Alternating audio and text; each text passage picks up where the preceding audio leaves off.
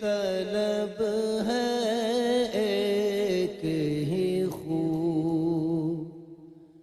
لا الہ الا ہو۔ ایک طلب ہے ایک ہی خو، لا الہ الا ہو، لا الہ الا ہو۔ اب تو ہے تو اور تو ہی تو،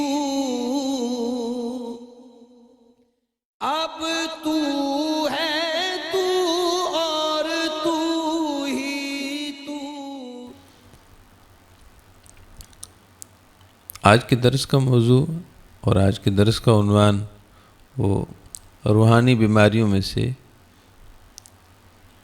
ایک بیماری کے متعلق ہے۔ روحانی امراض میں سے ایک انتہائی خطرناک بیماری وہ تکبر کی ہے۔ قرآن پاک کی بابرکت آیات میں 12 آیات میں تکبر سے اہل اسلام کو منع کیا گیا ہے، تکبر کرنے سے منع کیا گیا ہے اور عاجزی اور تواضع کا حکم دیا گیا ہے۔ دراصل مسلمان کا زیور اور مسلمان کی خوبصورتی وہ اس کی عاجزی میں ہے، اس کی تواضع میں ہے، تذلل میں ہے، کیونکہ یہ اصل عبدیت ہے۔ عبدیت کا مطلب بندگی۔ ہم سب اللہ تعالیٰ کے بندے اور بندیاں ہیں، تو بندگی اور عبدیت کی اصل اور حقیقت وہ عاجزی میں ہے، تذلل میں ہے، تواضع میں ہے، نہ کہ تکبر میں۔ چونکہ تکبر میں فوقیت ہے، تکبر میں علویت ہے، بلندی ہے، اور یہ شان اللہ رب العزت کی ہے کہ اللہ تعالیٰ وہ ذات ہے جس کو یہ شان جچتی ہے، اللہ تعالیٰ کو یہ صفت جچتی ہے اور اسی کے زیبا ہے، اسی کی شان کے موافق ہے، اس لیے کہ ساری خوبیاں اسی کے لیے ہیں۔ ہم سورہ فاتحہ کے شروع میں اسی بات کا اقرار کرتے ہیں کہ الحمدللہ، تمام تعریفیں اللہ کے لیے ہیں۔ حمد کا مطلب تعریف، اور اس پر جو شروع میں الف لام ہے، یہ الف لام استغراقی ہے، اس میں کلیت اور تمام کے معنی ہیں۔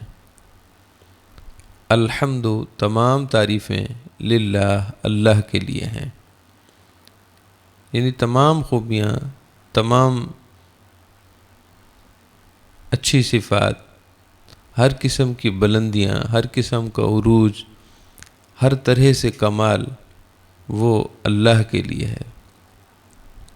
تو جب ہم اقرار کر رہے ہوتے ہیں کہ تمام خوبیاں اللہ کے لیے ہیں، تو ساری خوبیاں جب اللہ کے لیے ہیں تو تعریف کے لائق بھی وہی ہے، اور وہ اپنی شانوں پر اگر اپنی شان کی بلندی کو ظاہر کرے تو یقیناً یہ بات اسے جچتی ہے۔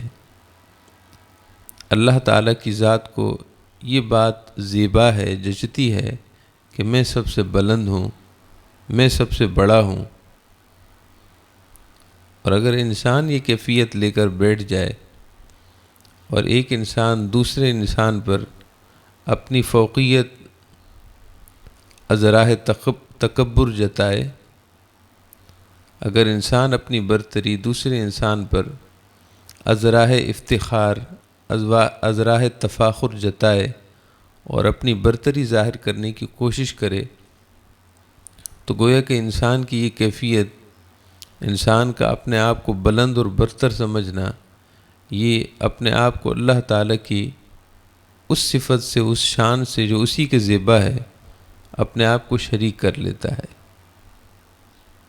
حالانکہ اللہ کا کمال وہ اس کا ذاتی ہے، اور بندے کو اگر کوئی خوبی ملی ہے جس کی وجہ سے وہ تکبر میں مبتلا ہے، یہ خوبی اس کی اپنی نہیں بلکہ اللہ تعالیٰ کی عطا کردہ ہے۔ اس وجہ سے ہم نماز پڑھتے ہیں تو نماز میں بھی بار بار اللہ اکبر اللہ اکبر اللہ اکبر کے کلمات ہوتے ہیں۔ نماز شروع ہوتی ہے تو اللہ اکبر سے شروع ہوتی ہے، ایک رکن سے دوسرے رکن کی طرف منتقل ہوتے ہیں تو بھی ہم اللہ اکبر کا اعلان کرتے ہیں، جس کا مطلب یہ ہے کہ اللہ کی شان سب سے بلند ہے، اللہ کی شان سب سے بلند ہے، اللہ کی قدرت سب سے بلند ہے، اللہ تعالیٰ کی سطوت سب سے بلند ہے، اللہ تعالیٰ کی شانیں سب سے بلند ہیں۔ اللہ اکبر کو جو ہم معنی کرتے ہیں کہ اللہ سب سے بڑا ہے، تو دراصل یہ معنی نہیں کہ اللہ سب سے بڑا ہے، بلکہ مطلب یہ ہے کہ اللہ اکبر، اللہ اپنی شان میں سب سے بڑا ہے، اپنی قدرت میں سب سے بڑا ہے، اپنی سطوت میں، اپنی سلطنت میں سب سے بڑا ہے، اور اپنی ساری صفات میں سب سے بلند ہے، سب سے برتر ہے۔ اور کیوں نہ ہو کہ اللہ تعالیٰ کی جو شانیں ہیں وہ اللہ تعالیٰ کی ذات سے ہیں، اس کو یہ شانیں کسی اور نے نہیں دیں بلکہ خود اس کی ذات میں ہیں۔ اور اللہ پاک کے علاوہ ساری مخلوق، انبیاء، صدیقین، شہداء، صالحین، یہ اس کے علاوہ بادشاہوں، بڑے بڑے امراء اور حکمرانوں کو جتنی طاقتیں ملیں، جتنی دسترس ملی، اور ان کے پاس جو کچھ تھا وہ سب کچھ اللہ تعالیٰ کا عطا کردہ تھا، اور اللہ تعالیٰ کا عطا کردہ ہے، ان کا ذاتی نہیں ہے۔ تو خوبیاں جس کی ذاتی ہیں، شان کبر اسی کو ججتی ہے، بلندی اور برتری کے دعوے اور بلندی اور برتری کا اظہار اسی کے شایع نشان ہے۔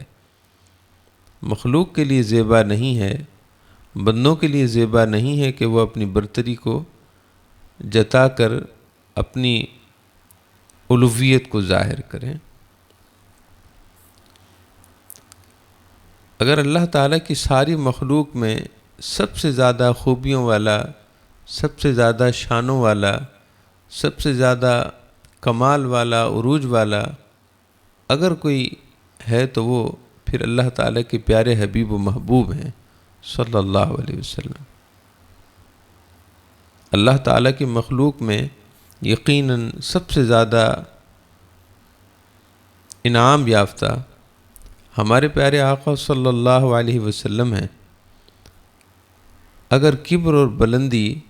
اور برتری جائز ہوتی تو ہمارے پیارے آقا صلی اللہ علیہ وسلم کے لیے روا ہوتی کہ آپ کے لیے تفاخر یا آپ کے لیے کبر یا آپ کے لیے دوسروں پر اپنی برتری از راہ تفاخر آپ کے لیے جائز ہوتی، حالانکہ ہمارے پیارے آقا صلی اللہ علیہ وسلم اتنی بڑی شانوں کے حامل ہونے کے باوجود ہمیشہ اپنی عجز و انکساری، اپنے تواضع اور تذلل کو ظاہر کرتے رہے۔ آپ نے اپنی شانیں ضرور بیان فرمائیں، آپ نے اپنے بلند رتبہ ہونے کو ضرور ذکر کیا، مگر از راہ تفاخر نہیں بلکہ اظہار حقیقت کے طور پر۔ آپ کو اللہ کا حکم تھا کہ پیارے حبیب آپ اپنی شان بیان کیجئے، تو حضور نے اپنی شانیں اور اپنی خوبیاں، اپنی صفات، اپنی مدحتیں اللہ کے حکم پر ضرور بیان کی ہیں، مگر صرف حقیقت کو واضح کرنے کے لیے۔ لیکن آپ صلی اللہ علیہ وسلم کی طبیعت مبارکہ، آپ کی طبع مبارک ہمیشہ تذلل اور عاجزی ہی کو پسند فرماتی تھی۔ اس کی کافی مثالیں اور شواہد ہیں۔ نبی اکرم سرور دو عالم صلی اللہ علیہ وسلم فتح مکہ کے طور پر، فتح مکہ کے وقت جب مکہ فتح ہوا تو یہ ایک بہت بڑی کامیابی تھی، بہت شاندار کامیابی تھی کہ جس آبائی وطن مکہ شریف سے مکہ شریف سے مکہ کے کافروں اور ظالموں نے حضور صلی اللہ علیہ وسلم کو نکلنے پر مجبور کیا، آپ کو ذاتی طور پر، جانی طور پر، مالی طور پر، آپ کے رشتہ داروں کے طور پر آپ کو سخت تکلیف پہنچائی، آپ کو بہت پریشان کر دیا، سو آپ صلی اللہ علیہ وسلم مجبور ہو گئے تھے کہ آپ اپنا آبائی وطن چھوڑ کر مدینہ طیبہ کی طرف تشریف لے جائیں۔ اور نبی اکرم صلی اللہ علیہ وسلم اپنا آبائی وطن کبھی بھی نہیں چھوڑنا چاہتے تھے، اس لیے کہ آپ کو شہر مکہ سے اور بیت اللہ شریف سے آپ کو بہت محبت ہے۔ اور روایات اور سیرت کی کتابوں میں ہے کہ جب آپ صلی اللہ علیہ وسلم ہجرت فرما ہو رہے تھے، یعنی مکہ شریف چھوڑ کر، مجبوری کی وجہ سے مکہ شریف چھوڑ کر مدینہ شریف جا رہے تھے، تو کعبہ شریف پر اور شہر مکہ پر آپ نے الوداعی نظر ان دکھ بھرے کلمات کے ساتھ ڈالی کہ اے شہر مکہ، تو مجھے دنیا کے تمام شہروں سے زیادہ پسند ہے۔ اے شہر مکہ، مجھے تو دنیا کے تمام شہروں سے زیادہ پسند ہے، اور اگر یہاں کے کافر مجھے یہاں سے نکلنے پر مجبور نہ کرتے تو میں یہ کبھی بھی نہ چھوڑتا، میں شہر مکہ کو کبھی بھی الوداع نہ کہتا۔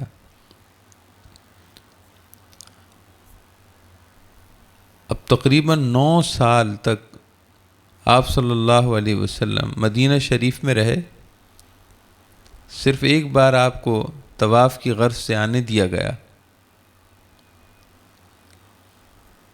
لیکن 9 سال بعد اللہ تعالیٰ نے اسلام کو ترقی دی، اہل اسلام کو غلبہ دیا، اور اب ایک فاتح ہونے کی شان سے آپ فتح مکہ کے دن مکہ شریف میں داخل ہو رہے تھے۔ آپ کسی ایک عام شخص کا جو جنگجو ہو، اگر کسی علاقے سے نکالا جائے اور دوبارہ وہ اس علاقوں کو فتح کر لے تو کتنے تکبر سے لوگ داخل ہوتے ہیں، بڑی تمکنت کے ساتھ، بڑے دبدبے کے ساتھ، بہت پروٹوکول کے ساتھ، کہ ان کو ایک تکبر ہوتا ہے کہ جس علاقے سے ہمیں نکالا گیا دیکھو ہم کیسے جا رہے ہیں۔ لیکن ہم قربان جائیں رسول اللہ صلی اللہ علیہ وسلم کی عاجزی و انکساری پر کہ جب آپ مکہ شہر میں فاتحانہ انداز میں داخل ہو رہے تھے تو صحابہ کرام نے اس منظر کو بیان کیا ہے،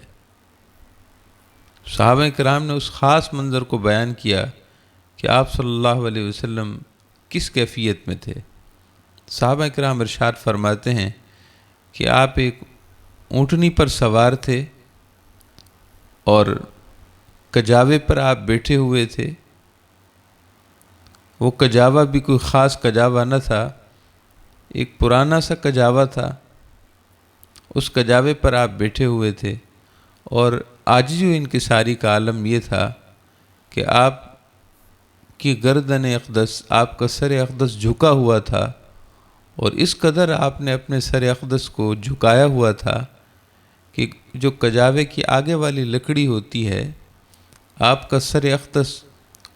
اس کجاوے کی لکڑی کو چھو رہا تھا۔ اندازہ کیجئے آپ کہ آپ صلی اللہ علیہ وسلم کی عاجزی کتنی تھی کہ شہر مکہ میں 9 سال بعد فاتحانہ انداز میں داخل ہو رہے ہیں، مگر فاتحانہ انداز میں تذلل اور عبدیت کا اظہار ہے۔ سینہ اقدس میں عاجزی تھی، اور جسم اقدس سے تذلل ظاہر ہو رہا تھا، عاجزی اور تواضع ظاہر ہو رہی تھی، اور گردن کو، سر اقدس کو اتنا جھکایا ہوا تھا آگے کی طرف کہ آپ کی پیشانی، آپ کا سر اقدس کجاوے کی لکڑی کو چھو رہا تھا۔ حضور نبی اکرم صلی اللہ علیہ وسلم کی خدمت میں ایک شخص حاضر ہوا، اور آپ صلی اللہ علیہ وسلم کی وجاہت اور تمکنت جو اللہ تعالیٰ کی طرف سے تھی، اس کا اتنا دبدبا تھا، جلال نبوی ایسا ظاہر ہوتا تھا کہ جو پہلی بار ملاقات کرتا تو وہ کانپتا تھا۔ حضور سے جو پہلی بار ملاقات کرتا تو وہ حضور کی جلال نبوی، نبوت کی ایک شان تھی، نبوت کی ایک شان ظاہر ہو رہی ہوتی، لہذا پہلی دفعہ ملاقات کرنے والا شخص وہ نبوت کی جلال اور رعب کی وجہ سے بات نہیں کر پاتا تھا، اس کے لب نہیں کھلتے تھے، گفتگو کرنے میں وہ مرعوب ہو جاتا، اور جو بار بار حاضر ہوتا رہتا تو یہ رعب اور مرعوبیت یہ محبت میں بدل جاتی۔ پھر آپ صلی اللہ علیہ وسلم کی بارگاہ میں حاضر ہو کر اس کے جسم پر تزلزل طاری نہیں ہوتا تھا، وہ کانپتا نہیں تھا، بلکہ حضور کی سنگت اور صحبت سے خوب لطف اندوز ہوتا تھا۔ تو صحابہ کرام فرماتے ہیں کہ ایک ایسا ہی شخص بارگاہ رسالت میں حاضر ہوا، اور آپ صلی اللہ علیہ وسلم کے چہرہ اقدس پر جیسے ہی اس کی نظر پڑی، آپ کے جسم اقدس کو جیسے ہی اس نے دیکھا تو جلال نبوی کی وجہ سے اس پر رعب طاری ہو گیا، وہ کانپنے لگا، اس کا جسم کانپ رہا تھا، بات نہیں کر سک رہا تھا۔ نبی اکرم صلی اللہ علیہ وسلم نے اسے تسلی دیتے ہوئے ارشاد فرمایا کہ میں کوئی بادشاہ نہیں ہوں، میں کوئی دنیا کا بادشاہ نہیں ہوں، بلکہ میں ایک اللہ تعالیٰ کا متواضع اور عاجز بندہ ہوں۔ اور آپ نے یہ جملے بھی ارشاد فرمائے کہ مجھ سے نہ ڈرو، میری ذات سے نہ ڈرو اور اپنے دل میں رعب نہ بٹھاؤ، کیونکہ میں اس خاتون کا بیٹا ہوں کہ جو دھوپ میں سکایا ہوا گوشت کھایا کرتی تھی، میں اس خاتون کا بیٹا ہوں جو اتنی سادہ مزاج اور سادہ طبیعت تھی کہ دھوپ میں سکایا ہوا گوشت استعمال کیا کرتی تھی، اور یہ ایک عام سی غذا ہے، یہ ناداروں کی غذا ہے کہ وہ تازہ گوشت نہیں کھا سکتے، تازہ گوشت ان کو دستیاب نہیں ہوتا، جیسے کہ گاؤں دیہات کی زندگی تھی، دیہی علاقوں کی، فریج تو تھے نہیں کہ کہ گوشت اسٹور ہو جاتا اور تازہ گوشت استعمال کیا جاتا۔ اس وقت کے عمراء لوگ تازہ گوشت استعمال کر لیا کرتے تھے، مگر نادار اور غربا وہ گوشت دھوپ میں سکھا لیا کرتے اور اس کے بعد اس کو حسب ضرورت استعمال کرتے تھے، تو یہ ناداروں کا طریقہ تھا۔ حضور نے ارشاد فرمایا صلی اللہ علیہ وسلم کہ مجھ سے نہ ڈرو، مجھ سے رعب نہ کھاؤ، کیونکہ میں اس سادہ مزاج اور متواضع خاتون کا متواضع بیٹا ہوں کہ جو دھوپ میں سکایا ہوا گوشت استعمال کیا کرتی تھی۔ محترم معزز مسلمان ماں اور بہنوں، یہ ہمارے پیارے آقا صلی اللہ علیہ وسلم کی تواضع تھی کہ آپ کسی کے ساتھ بھی جب تشریف فرما ہوتے تو اپنے لیے کوئی خاص نشست پسند نہ فرماتے کہ جو دیگر لوگوں کو میسر نہ ہوتی، یعنی آپ کو یہ پسند نہ تھا کہ دیگر ملنے والے لوگ وہ ایک عام جگہ پر بیٹھیں اور میں کسی خاص جگہ پر نشست فرما ہوں، بیٹھوں، آپ کو یہ پسند نہیں تھا۔ صحابہ کرام ارشاد فرماتے ہیں کہ پیارے آقا صلی اللہ علیہ وسلم جب صحابہ کرام میں بیٹھتے تو آپ کے گھٹنے صحابہ کرام کے گھٹنوں سے آگے نہیں بڑھتے تھے، بیٹھنے کا انداز بھی آپ کا انتہائی متواضعانہ تھا، سب کے ساتھ برابر ایک ہی رو میں بیٹھنا پسند فرماتے، یہ پسند نہ فرماتے کہ صحابہ کرام جس طرح بیٹھے ہیں آپ ان سے آگے بڑھ جائیں، یہ آپ کو پسند نہ تھا۔ آپ بیٹھتے تو آپ کے گھٹنے دیگر صحابہ کرام کے گھٹنوں سے آگے نہیں بڑھتے تھے، بلکہ ان کے ساتھ ہی بیٹھتے تھے۔ نبی اکرم صلی اللہ علیہ وسلم کا گفتگو کا انداز نہایت عاجزانہ تھا، آپ کی گفتگو سے تواضع ظاہر ہوتی تھی، آپ کے رویے سے لوگوں کے ساتھ آپ کا تعلق بھی انتہائی متواضعانہ تھا۔ صحابہ کرام ارشاد فرماتے ہیں کہ جب آپ صلی اللہ علیہ وسلم کے صحابہ کی موجودگی میں آپ کے پاس کوئی مشروب، دودھ یا اس سے ملتی جلتی کوئی چیز پیش کی جاتی تو آپ صلی اللہ علیہ وسلم سب سے پہلے پینا پسند نہیں فرماتے تھے، بلکہ اپنی بارگاہ میں موجود صحابہ کرام کو پہلے وہ مشروب پلاتے تھے اور سب سے آخر میں خود نوش فرمایا کرتے تھے۔ سب سے آخر میں آپ وہ خود پیتے تھے۔ ایک دن آپ کی خدمت میں دودھ پیش کیا گیا، آپ کی خدمت میں چند صحابہ تھے، دودھ ایک پیالے میں تھا۔ نبی اکرم صلی اللہ علیہ وسلم نے باقی صحابہ کرام کو دودھ پلایا، پہلے دودھ پینے کو دیا، سب سے پہلے انہیں پینے کو دیا۔ جب سب صحابہ کرام سیر ہو کر پی چکے تو جو آخر میں بچا آپ نے یہ کہتے ہوئے پیا کہ ساقی القوم آخرہم، لوگوں کو سیراب کرنے والا سب سے آخر میں پیتا ہے۔ پھر آپ نے سب سے آخر میں وہ باقی دودھ نوش جاں فرمایا اور آپ نے اس کو پیا۔ ایسے ہی نبی اکرم صلی اللہ علیہ وسلم کوئی سا بھی لباس پہن لیتے تھے، آپ لباس میں تکلف، تصنع، بناوٹ کو پسند نہیں فرماتے تھے۔ جو لباس ملا وہ پہن لیا۔ ایک بار نبی اکرم صلی اللہ علیہ وسلم نے ایسی چادر زیب تن فرمائی ہوئی تھی، ایسی چادر آپ نے اپنے جسم اقدس پر اوڑھی ہوئی تھی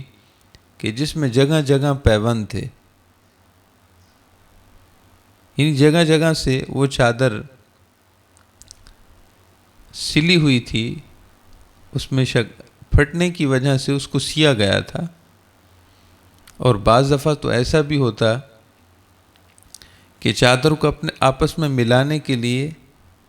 کوئی اور چیز مہیا نہ ہوتی تو یہ جو درخت کے کانٹے ہوتے ہیں،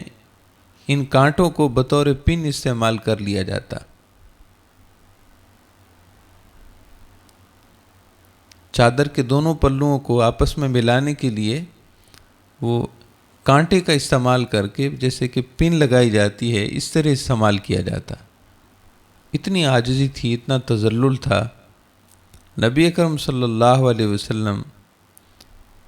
کہ کاشان مقدس میں، آپ کے مقدس گھر میں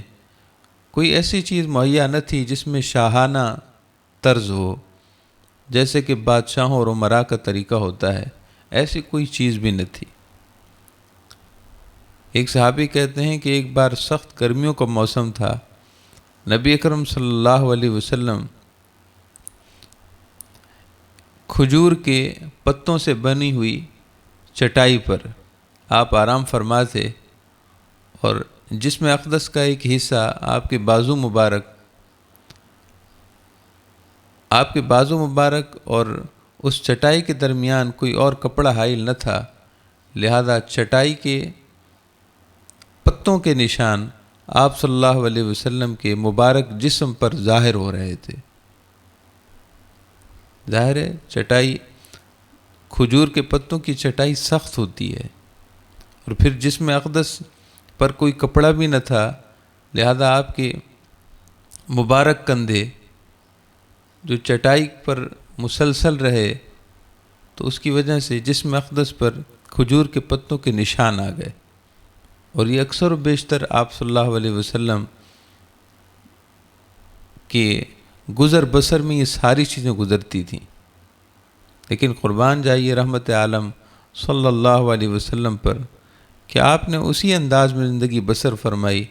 جس انداز میں آپ کے صحابہ کرام بسر فرماتے تھے۔ آپ ان سے بڑھ کر یا ان سے الگ ہو کر آپ کو پسند نہ تھا کہ ان سے بڑھ کر ہو آپ کا گزر بسر۔ ایک بار آپ کی خدمت میں کسی جہاد کے نتیجے میں، غزوہ کے نتیجے میں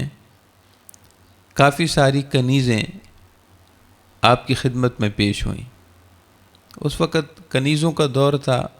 غلامی کا دور تھا، کچھ انسان محکومیت اور غلامی میں خریدے اور بیچے جاتے تھے۔ اب وہ دور ختم ہو گیا، مگر اس وقت غلاموں اور کنیزوں کا دور ہوتا تھا جو زر خرید ہوتے تھے، یعنی جیسے دنیا کی اور چیزیں خریدی بیچی جاتی ہیں، ایسے ہی وہ انسان جن کو غلام اور کنیزیں کہتے ہیں وہ بھی بیچے خریدے جاتے تھے۔ حضور نے ان کے بھی حقوق بہرحال ارشاد فرمائے۔ تو اس طرح کسی سریہ کے نتیجے میں بہت ساری کنیزیں آپ کی خدمت میں پیش ہوئیں۔ حضرت سیدہ کائنات سیدہ فاطمہ الزہرا رضی اللہ تعالیٰ عنہ کی نسبت سیدنا علی مرتضیٰ رضی اللہ تعالیٰ عنہ سے طے ہو چکی تھی،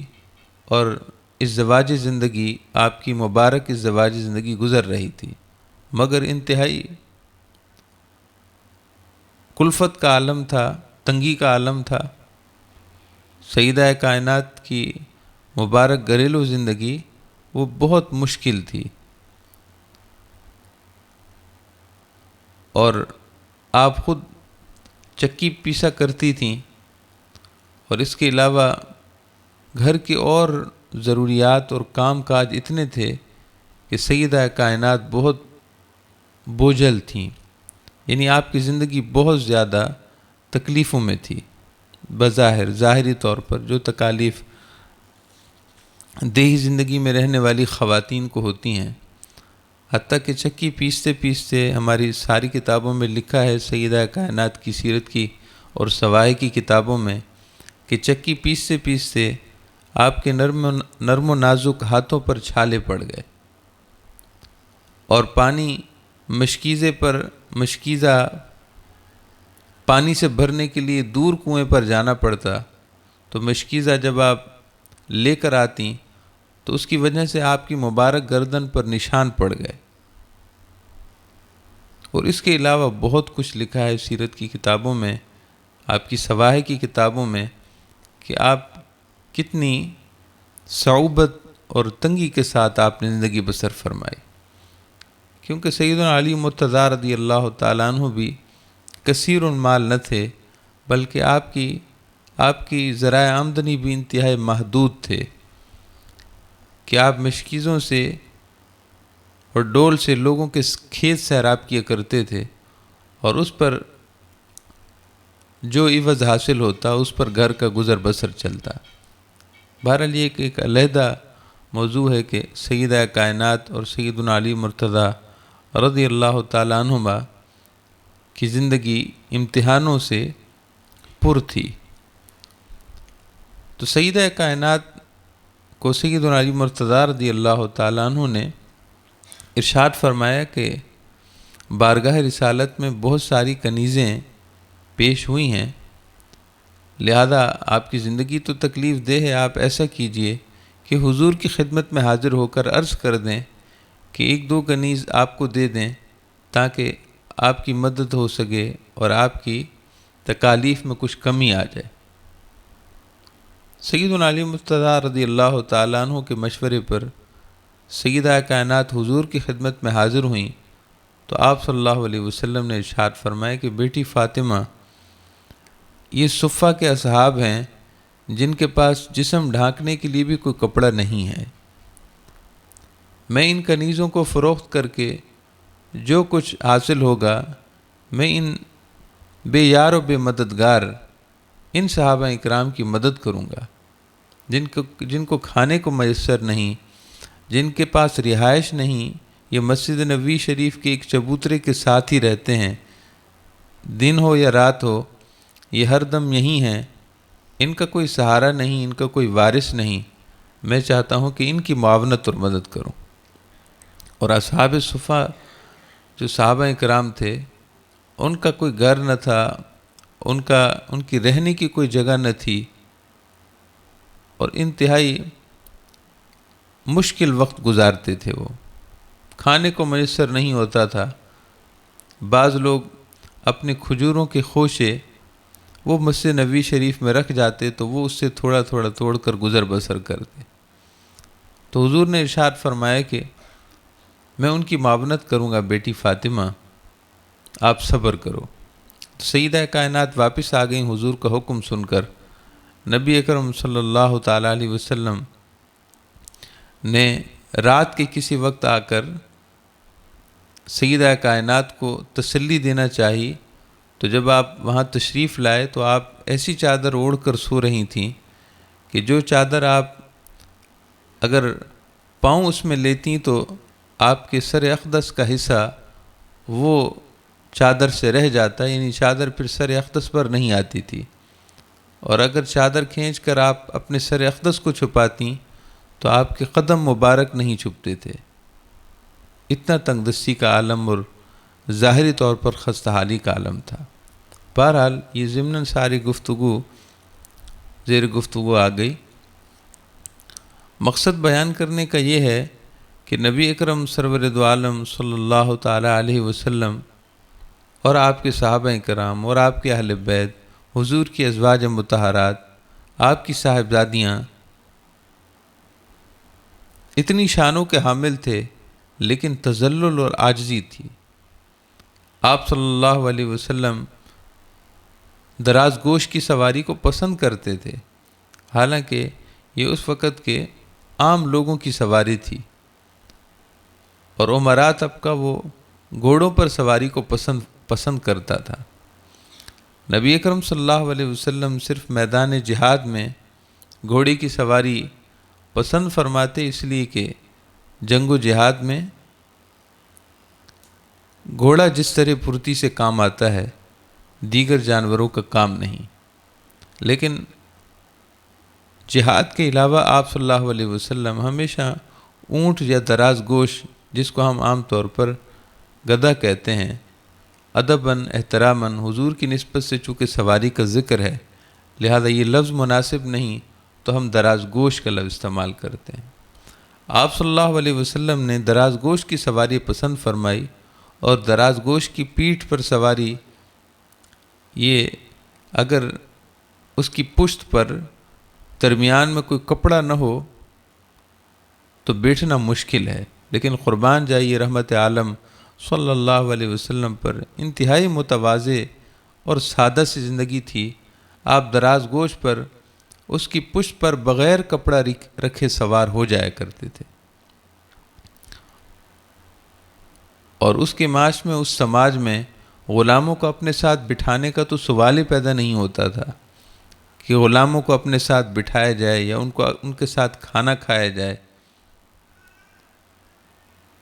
اس سماج کے لوگ خود سواریوں پر سوار ہوتے، لیکن ان کے غلام ان کے ساتھ چلتے تھے، اور قربان جائیے رحمت عالم صلی اللہ علیہ وسلم پر جب آپ دراز گوش کی سواری کرتے اور کوئی آپ کا غلام جو حقیقت میں بھی غلام ہوتا، یعنی اس سماج کے مطابق بھی غلام ہوتا، اگر آپ کے ساتھ ہوتا تو آپ دراز گوش پر اس کو اپنے ساتھ بٹھا لیتے، یا اونٹنی پر سوار ہوتے تو آپ کے غلام آپ کے ساتھ چلتے تو آپ ان کو ساتھ بٹھا لیتے۔ آپ کو پسند نہ تھا کہ آپ سواری پر ہوں اور دیگر لوگ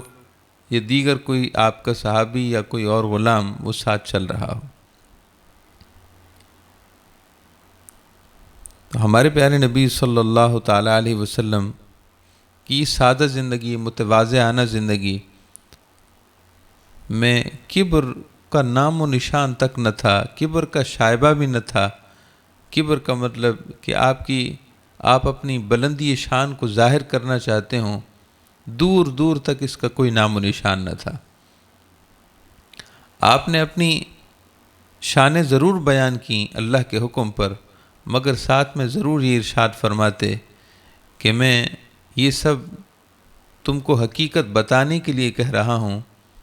لا تفاخراً، میرا ارادہ تکبر کا نہیں ہے۔ حضور نے ارشاد فرمایا صلی اللہ علیہ وسلم کہ سنو، قیامت کے دن سب سے پہلے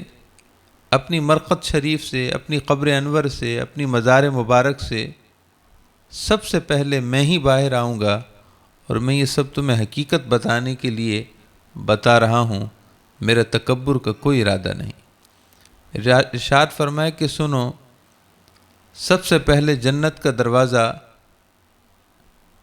جنت کے دروازے پر میں ہی پہنچوں گا اور سب سے پہلے جنت کا دروازہ میرے لیے کھولا جائے گا۔ یہ بات بھی تمہیں میں حقیقت بتانے کے لیے کہہ رہا ہوں، تکبراً نہیں کہہ رہا۔